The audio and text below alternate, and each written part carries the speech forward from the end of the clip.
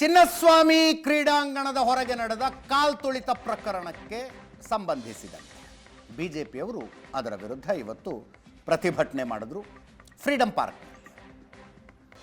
Freedom ಪಾರ್ಕ್ನಲ್ಲಿ BJP ಪ್ರತಿಭಟನೆ.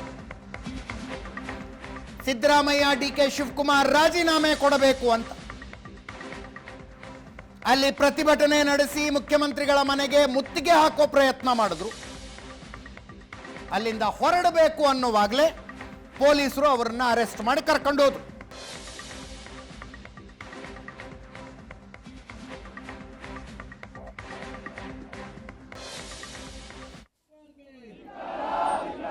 ತೊಲಗಲಿ ತೊಲಗಲಿ ತೊಲಗಲಿ ತೊಲಗಲಿ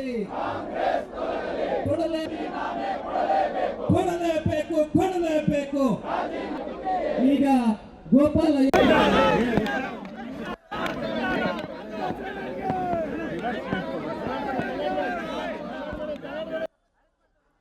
ಪ್ರತಿಭಟನೆ ನಡೆಸ್ತಾ ಇದ್ದ ಬಿಜೆಪಿ ನಾಯಕರುಗಳನ್ನ ಪೊಲೀಸರು ವಶಕ್ಕೆ ಪಡೆಯುವಾಗ ತಳ್ಳಾಟ ನೂಕಾಟ ಆಯಿತು.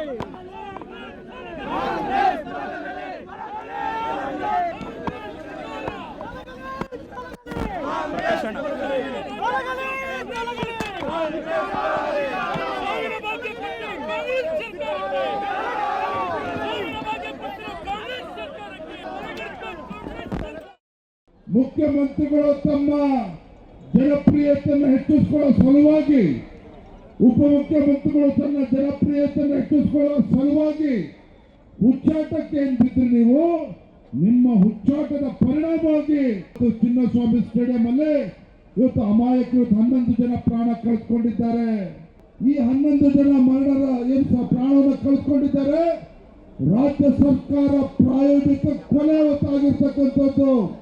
ಈ ರಾಜ್ಯದ ಮುಖ್ಯಮಂತ್ರಿಗಳು ಉಪಮುಖ್ಯಮಂತ್ರಿಗಳು ನೈತಿಕ ಹೊಣೆಯನ್ನು ಹೊತ್ತು ತಮ್ಮ ಸ್ಥಾನಕ್ಕೆ ರಾಜೀನಾಮೆ ಕೊಟ್ಟು ಇಂಥ ಲಜ್ಜೆಗೆಟ್ಟ ಈ ಕಾಂಗ್ರೆಸ್ ಸರ್ಕಾರವನ್ನ ಎಷ್ಟು ಬೇಗ ಕಿತ್ತಾಕ್ತೀವೋ ಅಷ್ಟು ಬೇಗ.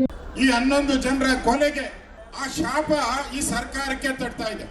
RCB ಗೆದ್ದಿದ್ದು ಸಿದ್ದರಾಮಯ್ಯ ಟೀಮು ಡಿಕೆ ಶಿವಕುಮಾರ್ ಟೀಮು ಅನ್ನೋದನ್ನ ತೀರ್ಮಾನ ಮಾಡೋಕ್ಕೋಸ್ಕರ ಇವ್ರು ಸಭೆ ಮಾಡೋದು.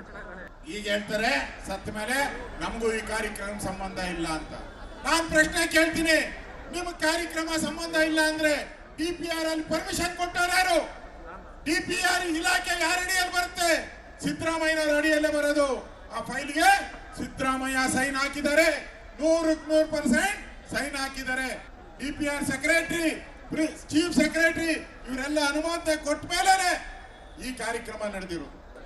ಕಪ್ಪಿಡ್ಕೊಂಡಾರ ನೀವು, ಮುತ್ತು ಕೊಟ್ಟಾರ ನೀವು, ಅವ್ರ ಜೊತೆ ಫೋಟೋ ತೆಕ್ಕೊಂಡಾರ ನೀವು, ಅವ್ರ ಮಕ್ಕಳು ನಿಲ್ಸಿ ಫೋಟೋ ತೆಗ್ದಾರ ನೀವು.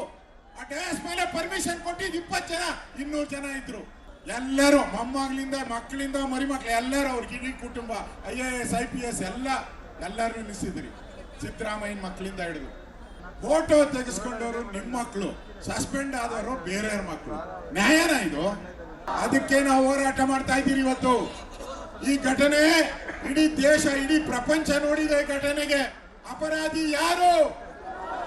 ಅಪರಾಧಿ ಯಾರು? ಅದು ಪ್ರೂವ್ ಆಗ್ಬೇಕು.